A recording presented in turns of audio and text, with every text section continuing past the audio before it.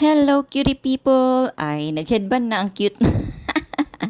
Good morning. Oh, pakis dayon. Good.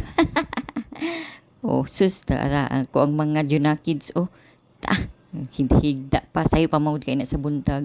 So, diretso din ta sa kusina. Og alam na. Wow. Lamia. Oy, kamuting kahoy mo diha. With sugar. Guys, 5 a.m. pa na sa buntag. Ug na di ko gikuhaan na guys. Kana ganing bag-o na ko na Quaker Oats, bagong flavor guys. Humot na siya guys. Humot na siya like flavor. So ako anang i-try kay lami mo siya na watermelon, melon flavor ba? Ang iyahang prutas. Katong una kay strawberry man to siya ug banana. Unsa kahilasa ani mas lami ba kaha ni kaysa strawberry? Kitty people, mamahaw tao na ako'y kamuting kahoy o balanghoy. Dugayan na ako ulak kakaon ani oy as in. So excited ko mo tilaw. Nagpaluto ko ani jud. Katuyo jud ako ni papalit gahapon. Sa palengke. Kaya gimingaw ko ani dugay na ko ulak kakaon. Ilawan na to eh. No?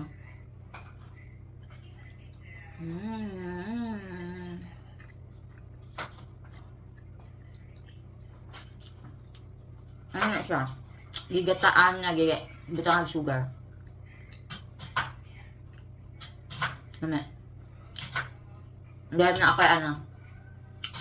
Pitong isda.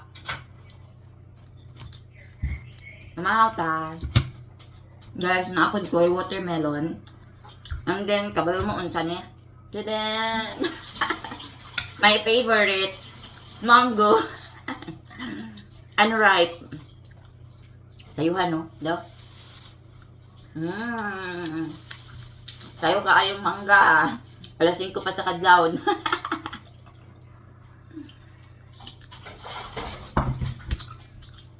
Bitaw guys.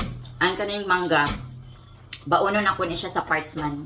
Unya, dito na nako ni kaunon. Di pa slice lang nako ni nanay ang mangga. Pero akong kaunon nun kay kaning watermelon.